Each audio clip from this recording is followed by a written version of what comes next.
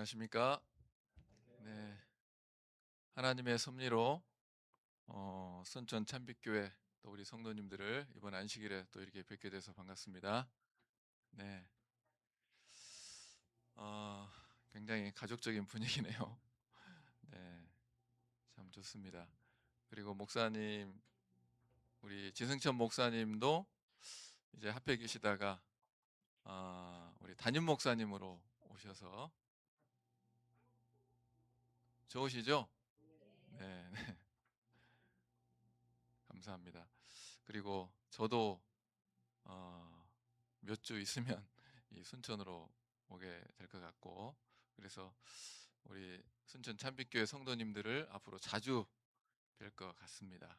하여튼 하나님의 은혜 가운데 또 함께 열심히 하늘을 바라보면서 또 신앙생활을 잘 해 나가시는 저희 모두가 되셨으면 좋겠습니다. 오늘과 내일 시간에 제가 재림을 성취하는 재림 성도라는 제목으로 함께 좀 말씀을 나누도록 하겠습니다. 네, 제가 알아서 돌아가네요, 그냥. 네, 너무 잘 넘어가네요, 이게. 자, 본문의 말씀은 우리 마태복음 25장 1절에서 10절 말씀인데요. 같이 한번 읽어보겠습니다. 다 함께 시작. 그때 천국은 마치 등을 들고 신랑을 맞으러 나간 열 처녀와 같다 하리니 그 중에 다섯은 미련하고 다섯은 슬기 있는 자라.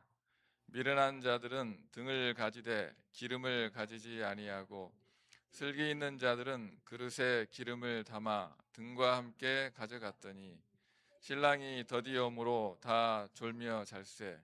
밤중에 소리가 나되 보라 신랑이로다 맞으러 나오라 하매 이에 그 처녀들이 감사합니다. 이르되 우리 등불이 꺼져가니 너희 기름을 좀 나눠달라 하거늘 슬기 있는 자들이 대답하여 이르되 우리와 너희가 쓰기에 다 부족할까 하노니 차라리 파는 자들에게 가서 너희 쓸 것을 사라 하니 그들이 사러 간 사이에 신랑이 오므로 준비하였던 자들은 함께 혼인잔치에 들어가고 문은 닫힌지라. 아멘. 제가 마침 목이 말랐는데 물을 주셔서 감사합니다. 물을 제가 얼른 먼저 좀 먹겠습니다.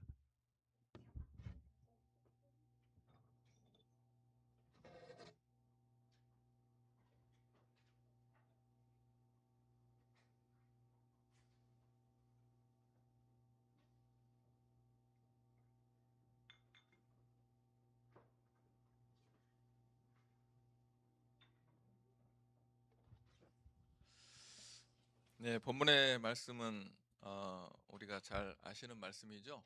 우리 열처녀 비유인데 예수님께서 마태복음 24장에서 여러 가지 재림의 징조들을 말씀해 주셨고, 그 다음에 이제 25장에서 세 가지 비유를 통해서 우리가 이 마지막 시대에 예수님의 재림을 어떻게 준비할 것인가를 이렇게 가르쳐 주셨는데, 오늘 그 중에 이 첫 번째 열처녀 비유를 통해서 하나님께서 우리에게 주시는 이 교훈의 말씀들을 함께 나눠보도록 하겠습니다. 이 열처녀 비유의 이 배경과 내용을 보자면 예수님께서 실제로 이 비유의 말씀을 하실 때 실제로 감람산에서 열 처녀를 이렇게 내려다 보시면서, 그러니까 혼인 그 집을 내려다 보시면서 이 비유의 말씀을 하셨다라고 기록을 하고 있습니다. 예. 그래서 10명의 처녀들이 이제 등불을 들고 신랑이 오기를 기다리고 있습니다. 그래서 신랑이 오면 신랑과 함께 혼인집에 들어가려고 기다리고 있는데 시간이 가도 신랑이 오질 않습니다. 그래서 아시는 것처럼 10명의 처녀들이 다 졸며 자게 되었죠. 그러다가 깊은 밤중에 어느 순간에 갑자기 소리가 나는 것입니다. 보라 신랑이로다 맞으러 나오라. 이런 소리를 듣게 됩니다. 그래서 졸다가 열 처녀가 갑자기 파딱 잠이 깼는데, 여기 말씀처럼 5명의 처녀들은 준비가 돼가지고 기름이 넉넉히 준비가 돼가지고 신랑과 함께 이제 혼인잔치에 들어가게 되었고, 5명의 처녀들은 기름이 부족해가지고 신랑과 함께 혼인잔치에 들어가지 못했다는 그 이야기가 여기 본문의 이제 말씀입니다. 이 비유의 말씀에 대해서 이 실물교훈에서 이렇게 기록을 하고 있습니다.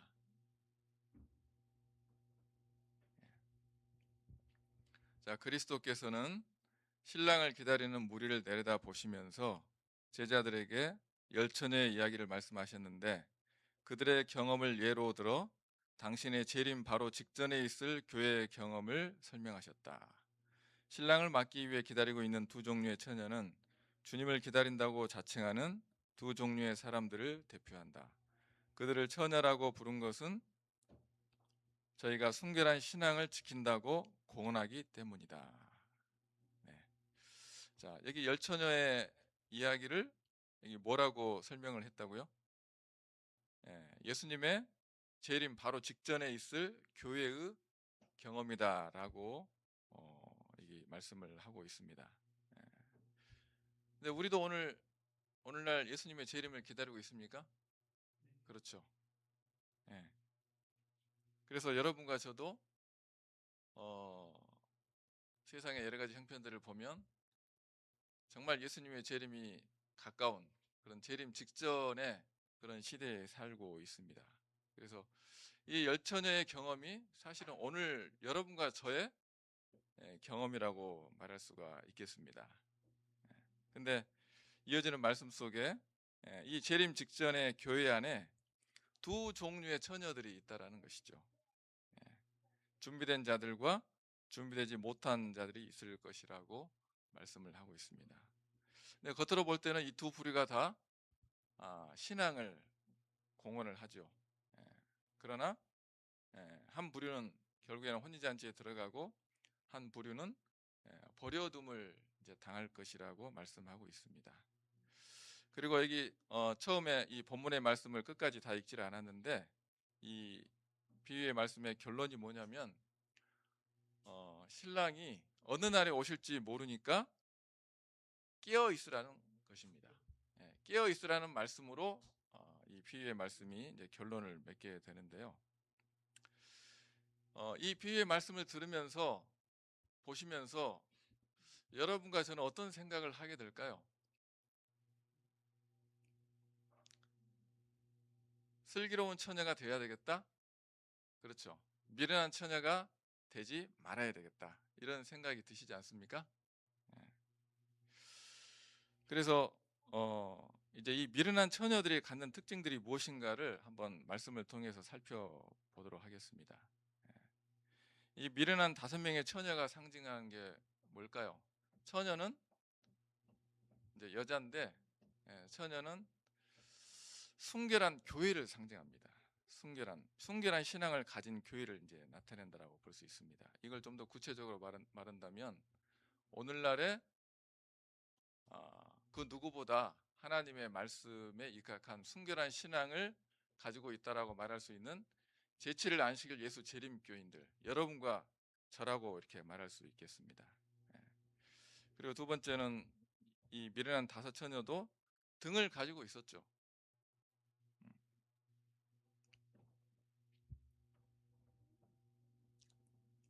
자, 이렇게 등을 가지고 있습니다.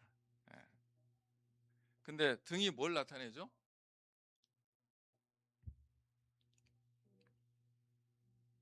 여기 시편 119편에 보면 주의 말씀은 내 발의 등이요 내 길의 빛이니이다. 이 미련한 5처녀도 하나님의 말씀을 가지고 있었습니다.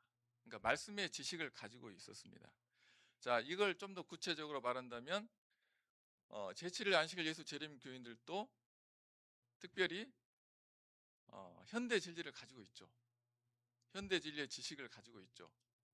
안식일, 재림, 또 뭐 이렇게 성소 기별, 그다음에 건강 기별, 기타 등등 이런 진리들을 가지고 있습니다. 그리고 미련한 다섯 처녀는 역시 신랑을 기다렸습니다. 신랑이 누굽니까?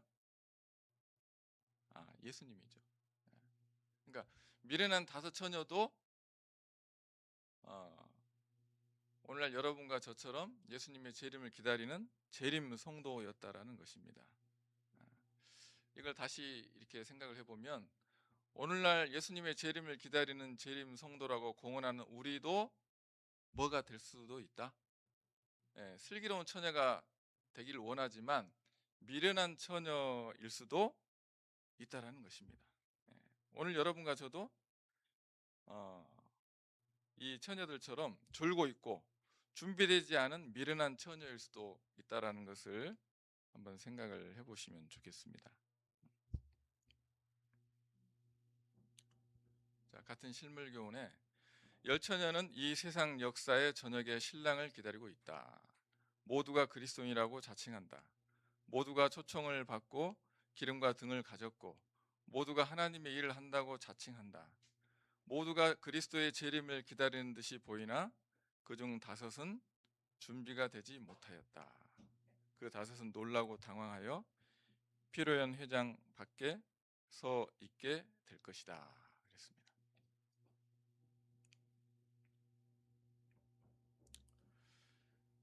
자, 이 다섯 명의 처녀가 준비되지 못한 이 미련한 처녀가 된 이유가 뭘까요?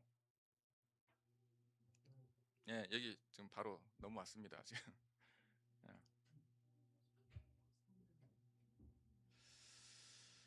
그들은 등은 가졌으나 기름 그릇에 기름을 갖고 있지 않다. 그들은 성령이 결핍되어 있다. 그러니까 이 미련한 다섯 처녀의 문제는 뭐였냐면 기름으로 상징된 이 성령이 결핍되어 있었다는 것입니다. 그러면 이 예언의 신의 말씀에서 이 성령이 결핍된 신앙이 무엇인가를 한번 좀 생각을 해보도록 하겠습니다. 제가 한 세 가지 정도로 좀 생각을 해봤는데요. 첫 번째는 지적인 신앙입니다. 하나님의 성령이 없이 하나님의 말씀만을 아는 것은 아무 소용이 없다. 성령의 감화가 없는 진리의 이론만으로는 사람의 심령을 깨우치고 마음을 심화시킬 수 없다. 우리가 비록 성경의 말씀과 약속들에 정통하다 할지라도 하나님의 영이 진리를 깊이 깨닫게 하지 않을 것 같으면 우리의 품성은 변화되지 않을 것이다. 하나님의 성령이 없이 하나님의 말씀만을 아는 것은 아무 소용이 없대요. 그러니까 지식적으로 하나님의 말씀만을 지식적으로 아는 것은 필요하죠. 지식적으로 하나님의 말씀을 아는 거 필요하죠. 그러나 하나님의 성령이 없으면 아무 소용이 없다라는 것입니다. 그 마지막 구절에 보시면 하나님의 영이 진리를 깊이 깨닫게 하지 않을 것 같으면 우리의 품성은 변화되지 않을 것이다. 그러니까 왜 지식적인 말씀으로만 그치면 이게 소용이 없냐면 결국 이 하나님의 말씀이 어떻게 해야 돼요? 그 말씀이 우리 속의 역사에서 물론 성령을 통해서 역사를 하시는 거죠.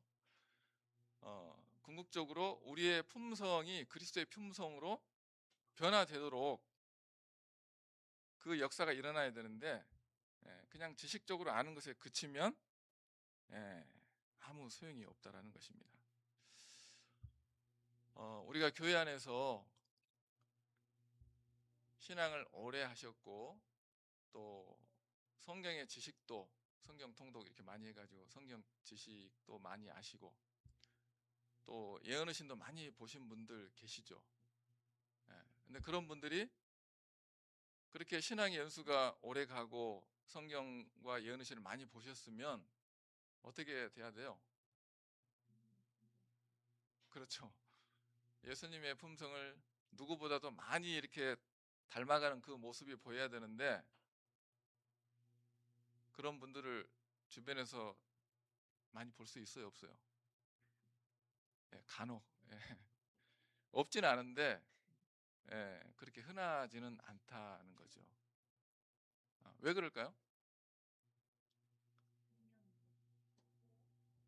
예.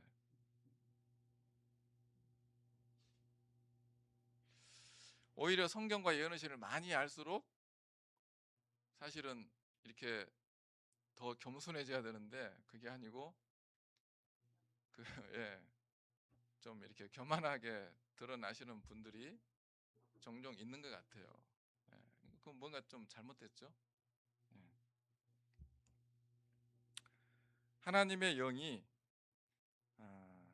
그러니까 지식적으로 성경을 많이 하는 것 참 필요하지만 이 하나님의 영 성령께서 우리의 품성을 그러니까 성경과 예언의 신을 우리가 많이 보면 볼수록 사실은 그 말씀들이 우리의 모습을 진정한 모습을 보게 하는 게 참 중요하다고 생각을 해요.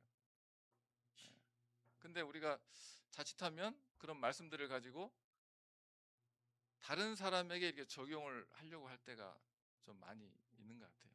근데 그렇게 하기보다는 그 말씀들을 일차적으로 내 자신에게 적용을 해서 나에게 이런 내가 보지 못했던 어떤 허물이나 아, 죄를 볼 수 있는 그게 이제 성령의 역사를 통해서 그렇게 될 수 있겠죠.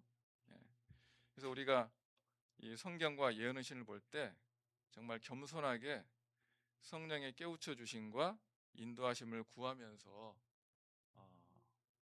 읽으시면 좋겠다 그런 생각이 듭니다. 네.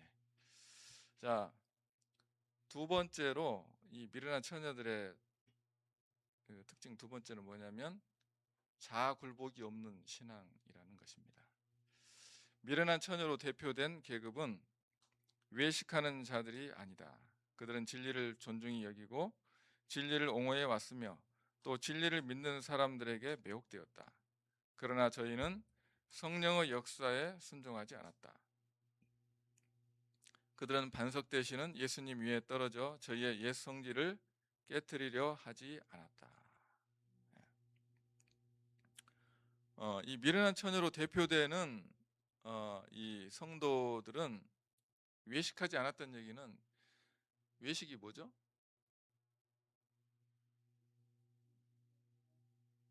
다른 말로 하면 위선이죠, 위선. 바리새인들의 뭐 위선 뭐 그런 말이 있죠. 예. 그러니까 이 미련한 처녀로 대표되는 이 성도들도 신앙생활을 대충 하지는 않았다는 것입니다. 적당히 하지 않았다는 거예요. 상당히 나름 진지하게 했다라는 것입니다. 그래서 거기 말씀처럼 진리를 존중하고 진리를 옹호하고 진리를 믿는 사람들에게 매혹되었다 그랬습니다. 근데 이제 맹점이 뭐예요? 말씀을 통해서 역사하시는 그 성령의 역사에 순종하지 않았다. 굴복하지 않았다라는 것입니다. 반석 되시는 예수님 위에 떨어져 저희의 옛 성질을 깨뜨려야 되는데 자신의 옛 본성을 예수님께 굴복시키려 하지 않았다라는 것입니다. 어쩌면 깨닫지 못했을 수도 있어요. 제가 예전에 어느 교회에서 직원회를 하면 직원회 하다가 이렇게 갈등하고 싸울 때가 있잖아요. 그래서 어느 남집사님이 있었는데 직원회 하다가 성질을 팍 내고 가버렸어요. 예. 그게 이제 몇 번 있었는데 그때마다 제가 집으로 쫓아가가지고 달래가지고 다시 나오게 하고 이제 이렇게 한 적이 있었는데 그분이 그래요. 뭐라 그랬냐면 이분이 얼마나 성질이 급한지 몰라요. 이분이 자기 성질은 절대 안 바뀔 거라고 변하지 않을 거라고 그렇게 고백을 하시더라고요. 그때만 해도 제가 이 자기 굴복을 해야 된다는 그런 인식을 제가 잘 못했을 때요, 제가. 목회를 하면서도. 예. 근데 이분이 이제 제가 얼마 전에 만났는데 이분이 이제 장로님이 되셨더라고요.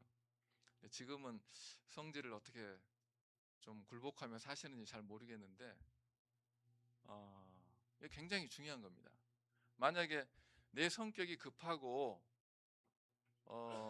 다혈질이다. 뭐 우리 재림교인들은 뭐 다혈질이 많지는 않은데 그런 분들이 있다면 반드시 그 성격을 하나님 앞에 굴복시켜야 됩니다. 예. 그거는 그냥 뭐 하면 되고 말면 말고 이게 아니고 뭐예요? 이거 굴복 못 시키면 무슨 처녀예요? 미련한 처녀예요. 굴복 못 시키면. 예, 자기 성벽을 예수님 앞에 굴복 못 시키면 안 되는 것입니다. 음.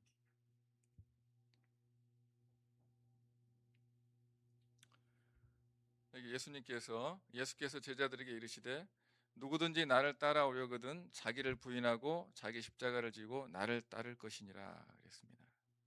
예. 신앙생활은 제가 이렇게 뭐 우리 여러 장로님들 집사님들 다 이제 지금 신앙생활을 하시면서 여러 경험들을 하시지만 신앙생활은 보니까 자기 자신을 잘 굴복하는 훈련을 하는 과정이 이 신앙생활이더라고요. 예.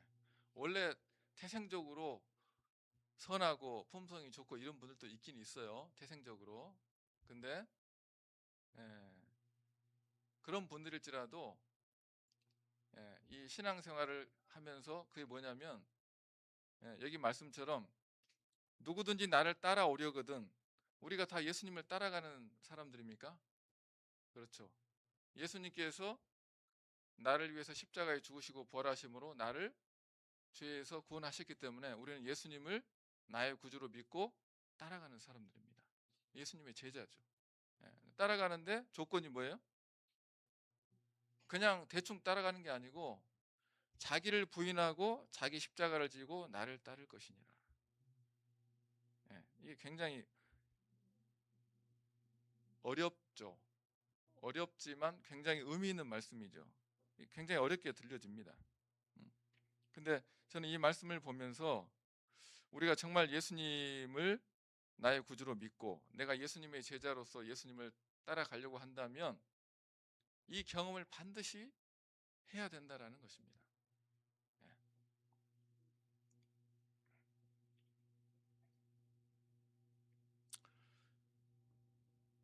내 자신을 끊임없이 예수님 앞에 또는 우리가 말하듯이 십자가 앞에 내 자신을 굴복하고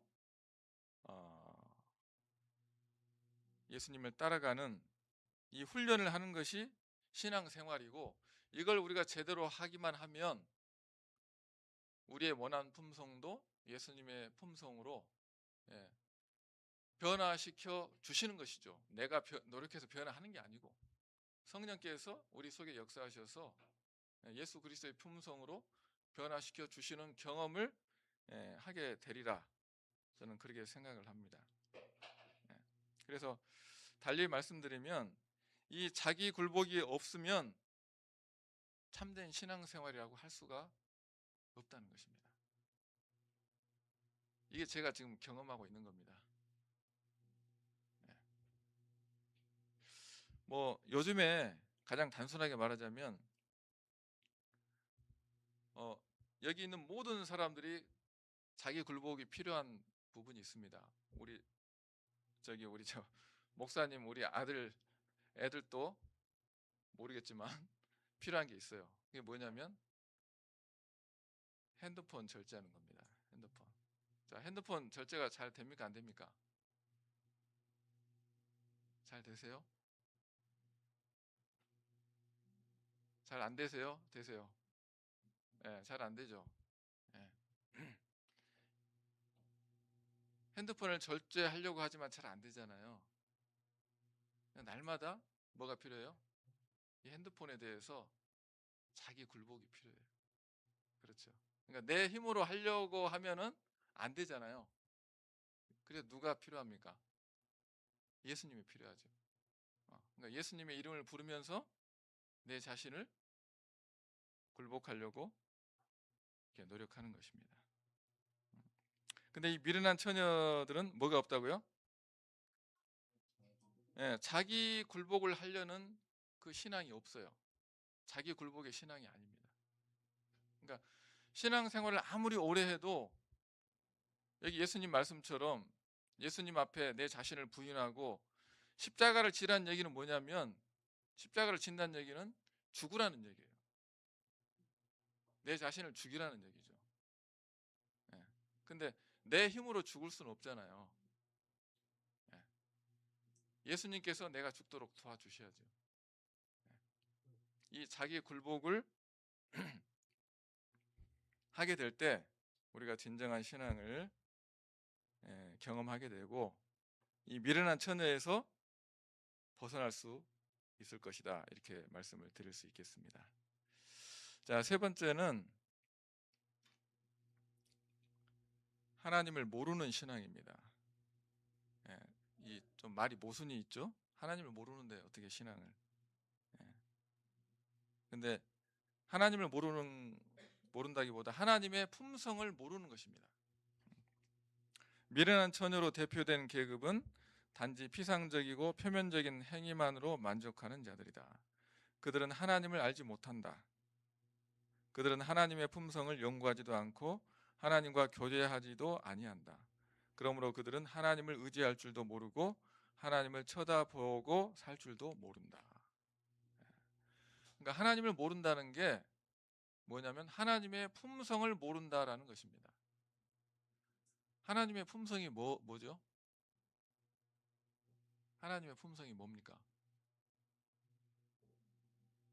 예, 하나님은 사랑이시라. 하나님의 품성이 사랑만 있습니까?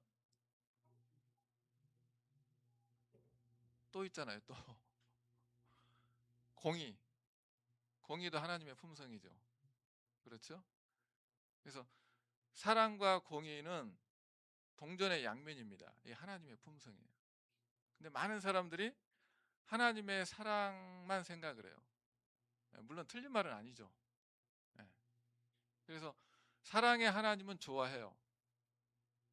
자비의 하나님은, 사랑의 하나님은 좋아하는데 공의의 하나님은 별로 안 좋아해. 예. 근데 요즘 세상을 보면 정말 필요한 게 뭐예요? 공의가 필요한 시대입니다. 이 공의가 사라져가지고 세상이 아주 힘들어요. 이 교회 안에도 마찬가지입니다.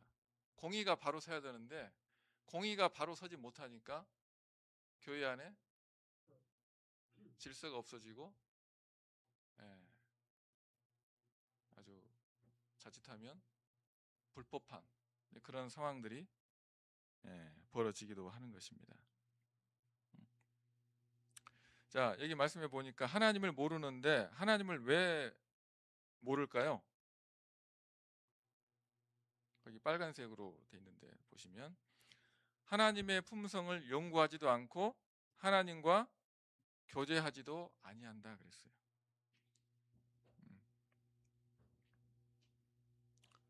어떻게 하는 게 하나님의 품성을 연구하는 거죠?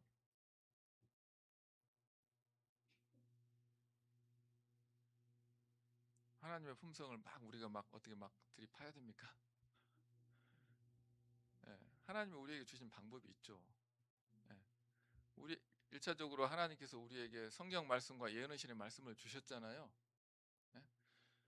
예, 기도하면서 그 말씀들을 우리가 읽고 묵상하는 것입니다. 예.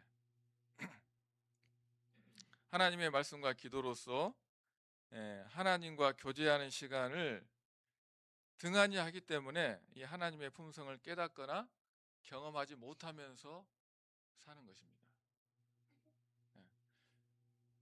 이런 예언의 말씀들을 우리가 조금만 더 깊이 들어가 보면 그 속에서 뭘 볼 수가 있냐면 하나님의 품성을 우리가 발견할 수가 있죠. 배울 수가 있고. 그래서 결과적으로 이 하나님의 품성을 모르기 때문에 하나님을 의지하며 살지 못하고 신앙생활이 어떻게 흘러가요? 그냥 습관적으로, 형식적으로, 예, 이렇게 흘러가는 것입니다. 근데 이게 보이지가 않아요. 문제는 저 사람이 똑같이 안식일에 교회 와가지고 똑같이 앉아서 예배드리고 찬미 부르고 뭐 교과 공부도 하고 말씀도 듣고 하니까 우리 눈으로 분별을 할 수가 없어요. 그렇죠? 예.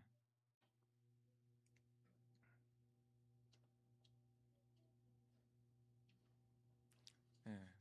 또 자동으로 넘어가네요. 그래서 하나님을 잘 모르면 결국 신앙생활이 어떻게 되냐면 우리가 사사기의 표현대로 자기 소견대로 그냥 신앙생활을 합니다. 제가 그런 분들을 교회에서 많이 봅니다. 예. 그냥 자기 생각대로, 자기 편한 대로, 자기 소견대로 신앙생활을, 예, 그런 분들을 이제 가만히 놔두면 안 되겠죠. 예. 그래서 자기 나름대로는 신앙생활을 잘한다고 이렇게 생각을 하는데 사실은 하나님을 의지할 줄도 모르고 하나님을 쳐다보고 살 줄도 모른다라는 것입니다. 예. 그러니 자기 굴복이 뭔지를 생각을 하겠습니까? 안 하죠. 그냥 자기 성격대로 신앙을 하는 거예요. 그냥. 그래서 여러분과 저는 이 세 가지를 살펴봤는데 이 하나님의 말씀과 또 하나님께 기도하는 삶을 통해서 첫 번째는 하나님의 품성을 깨달아가면 좋겠고요. 더불어서 그 하나님 앞에 우리 자신을 굴복하며 살아가는 삶을 살고, 그리고 세 번째는 지적인 신앙을 넘어서 우리의 품성의 변화를 경험하는 그런 참된 신앙인이 되셨으면 좋겠다고 생각을 합니다. 자, 이 미련한 처녀와 슬기로운 처녀의 차이점이 있는데 그 차이점이 뭐냐면 기름이 있고 없고죠. 예. 그러면 이 기름이 의미하는 게 뭘까요? 기름이 의미하는 건 성령인데 예, 결국 뭐냐면 그 성령의 역사를 통해서 우리 속에 변화시켜 주시는, 만들어 주시는 품성입니다. 품성. 예수 그리스도의 품성. 예. 이게 실물교훈 말씀에 보니까 이 품성은 뭐라고요? 남에게 나누어 줄 수 없는 것이다. 아무도 다른 사람을 대신하여 믿을 수 없고 아무도 다른 사람을 대신하여 성령을 받을 수 없다. 아무 사람도 성령의 역사의 결과로 이루어지는 품성을 다른 사람에게 나누어 줄 수 없다. 맞습니까? 그렇죠. 예. 왜 슬기로운 처녀들이 미련한 처녀들에게 기름을 나눠줄 수 없었는가? 이거예요. 예. 성령의 역사하심을 통해서 우리 속에 이루어지시는 그 품성을 내 옆에 사람에게 나눠줄 수가 없어요.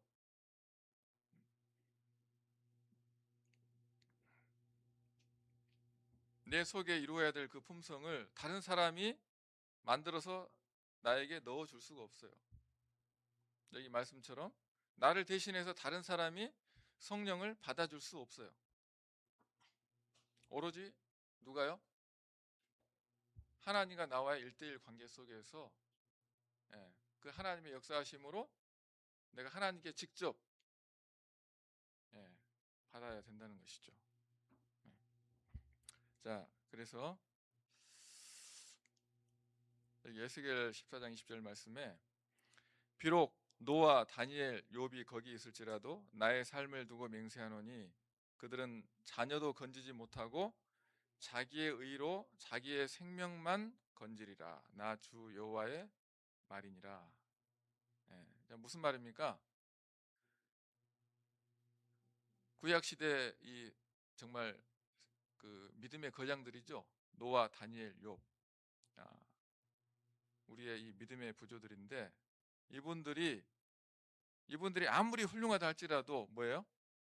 자기의 의로 자기의 생명만 건지리라. 자기밖에 구원 못하는 거예요. 자기 뭐 자식들이 자기 때문에 구원받는 게 아니라 이거예요. 예. 근데 여기 자기의 의가 뭘까요? 자기의 의.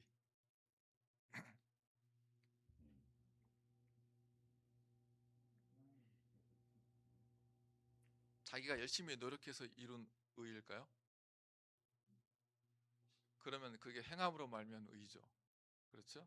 그게 아니고 자기 의가 뭐냐면은 제가 앞에 말씀드린 것처럼 하나님 앞에 자아 굴복을 통해서 자기의 죄된 본성을 하나님 앞에 굴복하는 그 경험을 통해서 하나님께서 넣어주신 의입니다. 하나님의 의죠. 예, 하나님이 주시는 그 의, 그게 이제 품성이에요. 예, 그걸 의미합니다. 그러니까 하나님이 주시는 결국 뭐냐면 이 세 분이 다 믿음으로 말미암아 의롭다함을 받은 분들이에요. 예, 그 믿음으로 그 의로 어, 구원을 받았다는 것이죠.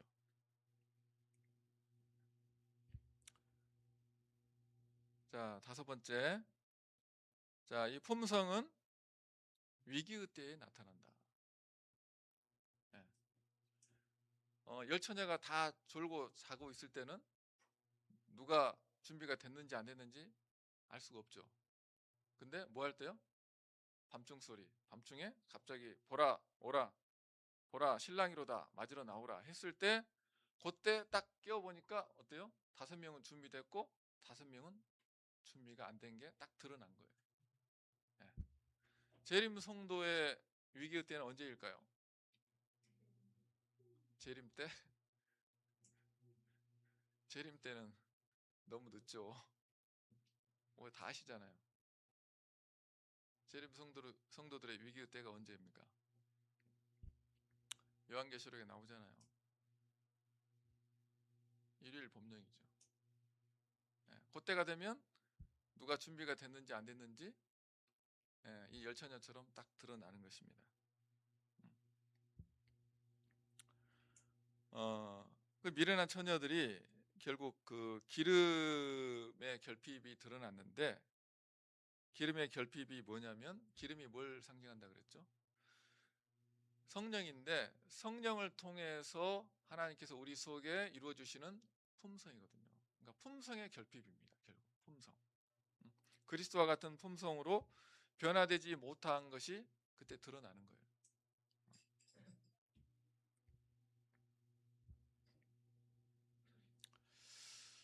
자, 어?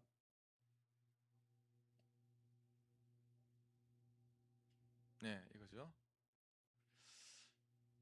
그리스도께서 친히 누가 하늘 가족과 같이 살기에 합당한 자인지를 결정하실 것이다. 그분은 모든 사람을 그들의 말과 행실에 따라 심판하실 것이다. 공허는 저울에 아무런 영향도 미치지 못한다. 운명을 결정하는 것은 곧 뭐라고요? 품성이다. 예. 우리의 영원한 운명을 결정하는 것은 품성입니다. 근데 이 품성은 지금 내가 가진 이 품성이 아니고 예, 내가 끊임없이 하나님 앞에 하나님께서 말씀과 또 예언하시는 말씀을 통해서 깨우쳐 주시는 내 죄를 끊임없이 하나님 앞에 굴복하고 내어 드림으로 하나님께서 내 속에 이루어 주시는 예, 그리스도의 품성. 예, 그걸 말합니다. 예. 그리고 그 품성은 결국 뭘로 드러납니까? 우리의 말과 행실로 드러나죠. 예. 그러니까 우리가 말하고 행동하는 게 결국 우리의 품성이 미련한 처녀의 품성인지 슬기로운 처녀의 품성인지 이걸 이제 보여준다는 것입니다. 그리고 이 품성은 나눠줄 수도 없고 또 대신 받을 수도 없다는 것입니다. 우리 각자가 우리 자신을 예수 그리스도께 굴복하고 예수님을 따라가게 될 때 우리 속에 이루어주시는 품성이라는 것을 꼭 기억하시기 바랍니다. 자, 이제 말씀을 줄이려고 합니다. 자, 이 말씀 잘 아시죠? 갈라디아서 2장 20절 다 같이 한번 읽어볼까요? 이게 이 말씀이 사실은 이 속에 들어있는 거죠. 읽어보겠습니다. 시작. 내가 그리스도와 함께 십자가에 못 박혔나니 그런즉 이제는 내가 사는 것이 아니요 오직 내 안에 그리스도께서 사시는 것이라. 이제 내가 육체 가운데 사는 것은 나를 사랑하사 나를 위하여 자기 자신을 버리신 하나님의 아들을 믿는 믿음 안에서 사는 것이라. 아멘. 예. 이게 사도 바울의 고백입니다. 내가 그리스도와 함께 십자가에 못 박혔나니 그런즉 이제는 내가 사는 것이 아니요 오직 내 안에 그리스도께서 사는 것이라. 예. 그러니까 나는 죽고 내 안에 그리스도께서 살아계시는 삶을 이 사도 바울은 날마다 살아내고 있었다라는 것이죠. 내가 육체 가운데 사는 것은 나를 사랑하사 나를 위해 자기 자신을 버리신 하나님의 아들을 믿는 믿음 안에서 사는 것이다. 날마다 나는 죽고 그리스도가 내 안에 살아 거하시는 삶을 살았다라는 것입니다. 그래서 날마다 성령의 역사하심과 인도하심을 받는 삶을 살라고 우리에게 말씀을 하고 있습니다. 매일 우리가 하나님께서 가르쳐 주시는 우리 속의 죄와 허물들, 이 죄된 본성들을 우리가 깨달을 때마다 어떻게 해요? 하나님 앞에 드리면서 이제 굴복을 하는 것이죠. 그렇게 하나님께 굴복하고 드릴 때 하나님께서 그때 뭘 주시냐면 하나님의 품성, 예수 그리스도의 품성을 우리 속에 넣어 주시는 것입니다. 네. 그게 이제 사실은 믿음으로 말미암는 그 의를 받는 것이거든요. 그게. 네. 자, 그래서 이 열처녀 비유가 주는 교훈은 우리가 주님의 재림을 맞이하기 위해서는 개인적으로 기름으로 상징된 성령의 역사하심을 통해 뭐가 준비되어야 한다고요? 품성이 준비되어야 한다는 것이다. 이걸 자칫 잘못 생각하면 아유 품성을 준비해야 된다는데 이거 참 쉽지 않다 이런 생각이 들 수가 있습니다. 근데 이 품성은 내가 준비하는 게 아니에요. 그렇죠? 우리 그 믿음의 선배들은 이 품성을 내가 그냥 막 이렇게 변화시켜 보려고 뭡니까 그 옛날에 뭐 고춧가루도 안 먹고 뭐 멸치도 안 먹고 그랬다고 그러잖아요. 근데 그런 것들이 품성 변화를 이뤄보려고 근데 그런 것들은 전부 뭐냐면 결국 자기 행함으로 의를 이루려고 하는 율법주의 신앙이거든요. 전부 그게 아니고 품성은 하나님께서 우리 속에 변화시켜 주시고 넣어 주시는 것이지. 그러면 내가 할 일은 뭐냐면 끊임없이 하나님께서 내 속에 깨닫게 해주시는 이 죄들, 죄의 본성들을 하나님 앞에 굴복하고 내어드리면 됩니다. 내어드리면 뭐예요? 하나님께서 우리 속에 하나님의 의, 하나님의 품성을 넣어주시는 것입니다. 근데 이런 과정들이 사실은 우리에게 필요하다는 것이죠. 그래서 열처녀 비유가 주는 이 교훈을 꼭 기억하시기를 바랍니다. 자, 마지막으로 이제 한 구절을 읽고 마치겠습니다. 그리스도께서는 무엇보다도 이 세상에서 당신의 영과 품성을 대표할 자들을 가장 크게 원하신다. 사람을 통하여 구주의 사랑이 세상에 나타나는 것보다 더 절실한 요구는 없다. 온 하늘은 사람의 마음의 즐거움과 축복이 될 거룩한 기름을 부어줄 수 있는 통로의 역할을 할 사람이 나타나기를 기다리고 있다.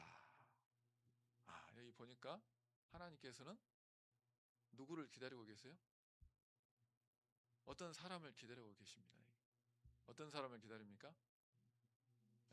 당신의 영과 품성을 대표할 자들을 기다리고 계세요.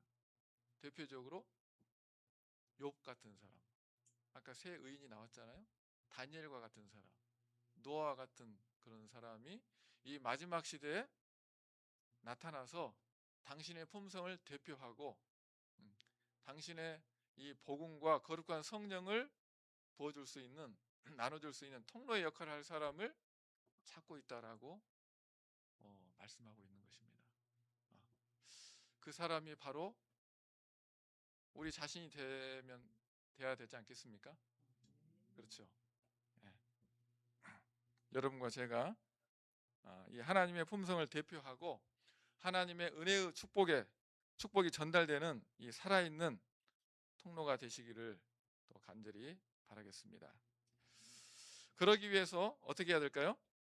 앞에 이미 제가 다 이제 말씀을 드렸지만 이미 하고 계시겠지만 매일 하나님과 말씀과 기도를 통해서 더 깊은 이 교제의 삶을 살게 되시기를 바랍니다. 그래서 그 과정을 통해서 내 자신을 하나님 앞에 어떻게 해야 돼요?